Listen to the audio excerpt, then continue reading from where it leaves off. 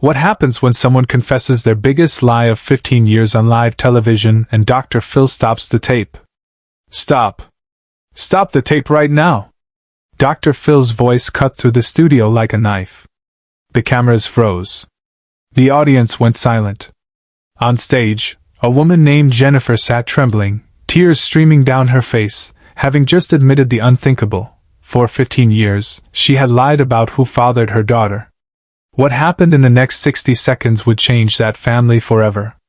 It was supposed to be a routine episode about family conflict. Jennifer, 38, had contacted the Dr. Phil show claiming her ex-husband Mark was refusing to accept their teenage daughter Sarah. The producers had scheduled what they thought would be a standard custody dispute discussion. They had no idea they were about to witness one of the most devastating confessions in the show's history. Jennifer arrived at the studio that morning looking composed. She'd rehearsed her story 1,000 times. How Mark had abandoned their family. How he was denying his own daughter. How Sarah desperately needed her father's love. The hair and makeup team prepped her. The producers briefed her on the format. Everything seemed normal. Mark arrived separately, angry and defensive. He'd been telling anyone who would listen that Sarah wasn't his daughter, that Jennifer had cheated, that he'd been trapped in a lie for over a decade. But he had no proof. Just suspicion. Just a father's intuition that something wasn't right. Neither of them knew that Dr. Phil had already done something no one expected. Behind the scenes, 3 days before the taping, Dr. Phil had called his production team into his office. "Get me a DNA test," he'd said quietly. "I've read the pre-interviews. Something's not adding up. I want answers before we put this family on stage." The team had scrambled. They'd contacted a certified lab, arranged for discreet sample collection, expedited the processing. Dr. Phil had reviewed the results alone in his office the night before the show. What he read made him close his eyes and take a deep breath. He knew the next day was going to be brutal. The show began normally. Dr. Phil introduced the case. Jennifer told her story with practiced emotion. Mark shouted his denials. The audience murmured. It was compelling television, but Dr. Phil wasn't following his usual script. His questions were sharper. More direct. More personal. "Jennifer." Dr. Phil leaned forward. "I want you to look at me. Not at the cameras. Not at the audience. At me." Jennifer met his eyes, her composure starting to crack. "Is Mark Sarah's biological father?" The question hung in the air. Jennifer's rehearsed answer started to form on her lips. "Of course he is, that's why we're here." "Stop," Dr. Phil said quietly. "Don't give me the answer you planned. Give me the truth." The studio went completely silent. Even the crew members stopped moving. Jennifer's face began to crumble. Her hands started shaking. We were together when—" "Jennifer." Dr. Phil's voice was gentle but firm. "The truth. Right now." And that's when everything fell apart. "I don't know," Jennifer whispered. Then louder. "I don't know if he's Sarah's father. I was with someone else. I was with another man that same month. I've never been sure." The audience gasped. Mark stood up from his chair, his face a mixture of vindication and devastation. "I knew it!" he shouted. "I knew it for 15 years. But Dr. Phil wasn't looking at Mark. He was watching Jennifer, who had started sobbing uncontrollably. "Stop the tape," he said firmly. "Stop the cameras right now." The studio went dark. What happened next, no one was prepared for. Dr. Phil stood up and walked directly to Jennifer. Not as a TV host. As a human being.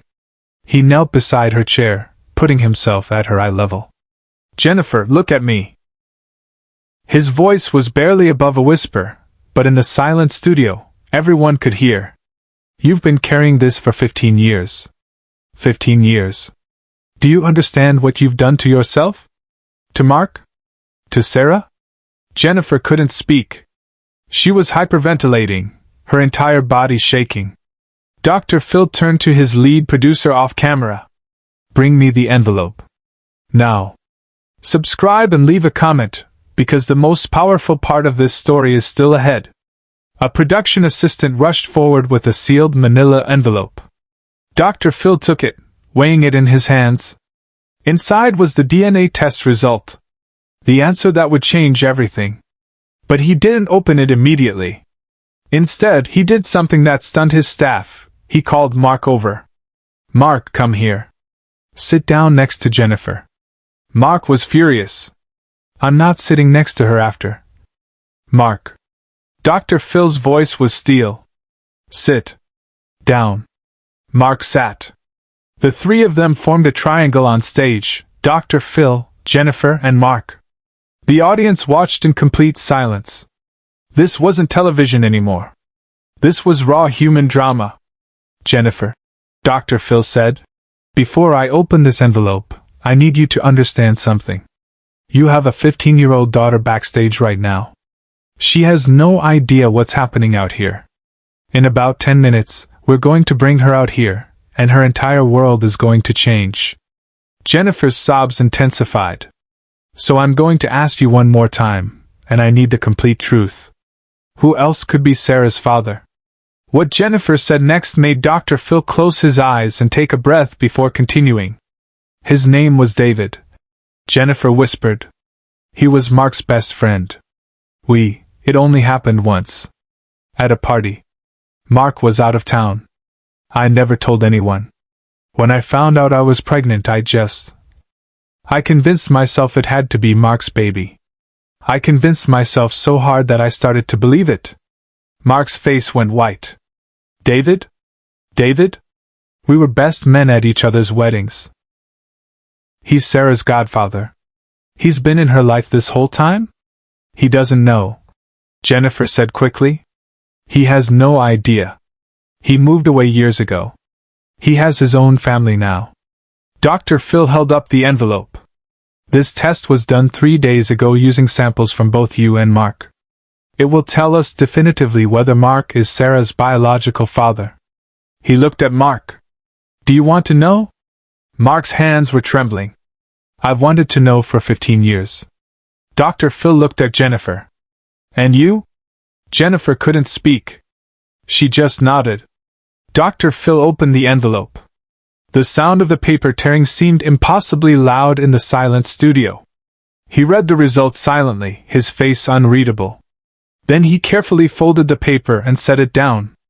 "Mark," Dr. Phil said slowly, "according to this DNA analysis, you are not Sarah's biological father." The studio erupted. The audience gasped.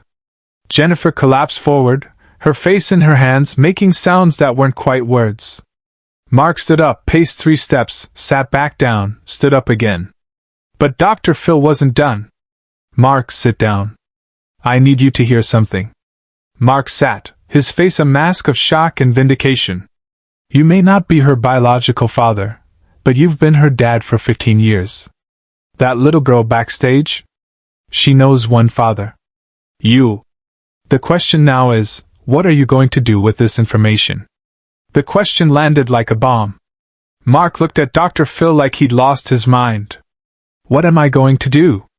She's not mine. I've been lied to for 15 years. She's a child," Dr. Phil said firmly. "She didn't lie to you. She didn't choose this. She's 15 years old and her entire identity is about to be shattered." Dr. Phil turned to the audience. "I want all of you to understand something. This isn't about who's right or who's wrong. This is about a teenage girl who is about to learn that her entire life has been built on a lie." He looked back at Mark. "You have every right to be angry. Every right to feel betrayed. But that girl backstage has no idea what's coming. And how you handle the next hour of your life will define who you are as a man. But what happened next is something no one in the room, or watching at home, saw coming." Dr. Phil reached into his pocket and pulled out a card. A simple white business card. He handed it to Jennifer. "This is the number for a family therapist I trust. You're going to call her today. Not tomorrow. Today. Because you need help that I can't give you on this stage." Then he turned to Mark and handed him an identical card. This is a different number. A counselor who specializes in paternity fraud trauma. Yes, that's a real thing. What you've experienced is traumatic, and you need support. Finally, he pulled out a third card. And this is for Sarah. A therapist who works specifically with teenagers dealing with family crisis. She's going to need someone neutral. Someone who isn't connected to this mess. Dr. Phil stood up, looking at both of them. Here's what's going to happen. We're going to take a break. Jennifer, you're going to go backstage, wash your face, and gather yourself. Mark, you're going to go to a separate room and do the same.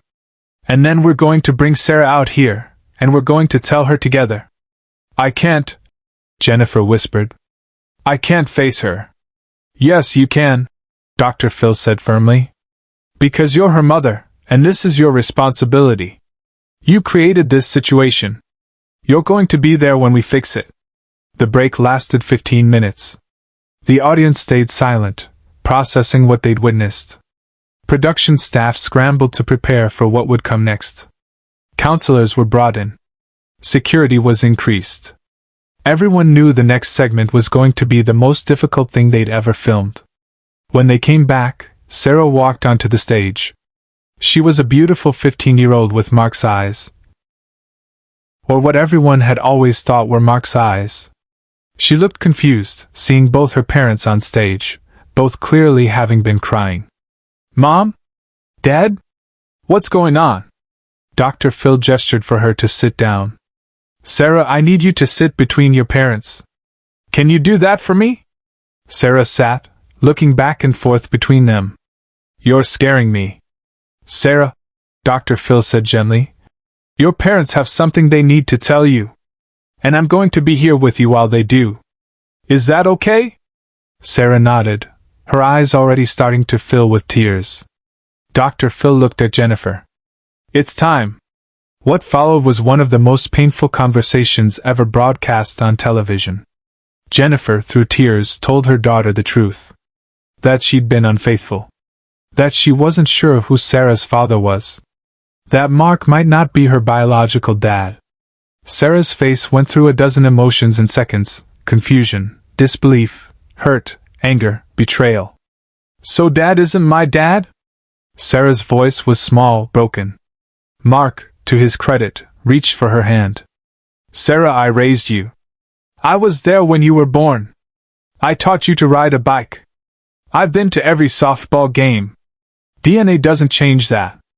But it does, Sarah said, pulling her hand away. It changes everything. Share and subscribe. Make sure this story is never forgotten. Dr. Phil let the moment breathe. Then he spoke directly to Sarah. You're right. It does change things. And you're going to need time to process this. But here's what I want you to understand. You didn't do anything wrong. You are not responsible for the choices your parents made. You are the innocent party in all of this. He handed her one of the cards. This is a therapist who I want you to talk to.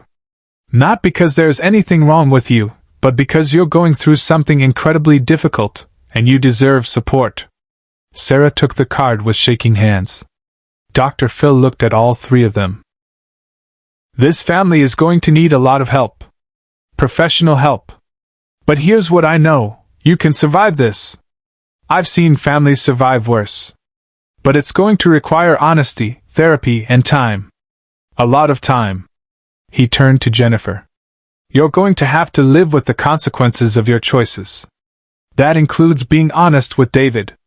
He has a daughter he doesn't know about. That's not fair to him or to Sarah. Jennifer nodded, unable to speak. To Mark. You're going to have to decide what kind of relationship you want with Sarah moving forward. And whatever you decide, you're entitled to that choice. But I hope you'll consider that being a father is about more than biology. And to Sarah. You're going to have questions. Lots of questions. And you deserve answers. But remember, your identity isn't defined by a DNA test. You are who you've always been. The circumstances of your conception don't change your value as a person. The episode ended not with resolution, but with a beginning. As the cameras finally stopped rolling, Dr. Phil stayed on stage with the family for another 40 minutes. No cameras. No audience. Just a psychologist helping a shattered family figure out their next steps. He arranged for Jennifer to contact David that evening with a counselor present. He set up family therapy sessions. He connected Mark with a support group for men dealing with paternity fraud. He made sure Sarah had an appointment with the teenage counselor within 48 hours. The white cards he'd handed out weren't just referrals. They were lifelines. 6 months later, Dr. Phil received a letter from Sarah. She'd given permission for it to be shared. Dr. Phil, I wanted you to know that I'm doing okay. It's been the hardest 6 months of my life, but I'm in therapy and it helps. Mom and I are working on rebuilding trust. Mark, I call him Mark now, not Dad, but maybe someday that will change. Mark and I still talk. He's hurt, but he's trying. And I met David. That was weird and painful and complicated, but also kind of amazing. I have a half-sister I never knew about. Thank you for not letting my parents hide from the truth. It hurt, but I needed to know. The not knowing would have been worse. The letter ended with, P.S. I still have the card you gave me. I keep it in my wallet. On days when I feel like I'm falling apart, I look at it and remember that someone believed I could survive this. Dr. Phil kept that letter in his desk drawer, a reminder of why he does what he does. The episode was watched by over 12 million people. It sparked national conversations about paternity fraud, the definition of fatherhood, and the long-term damage of deception. But for Dr. Phil, it wasn't about ratings. It was about 3 white cards. 3 phone numbers. 3 human beings who needed help, and a host who refused to let entertainment trump empathy. The lesson became part of the Dr. Phil show's legacy. Sometimes the most important thing you can do is stop pretending and start healing. Years later, production staff still talk about that day.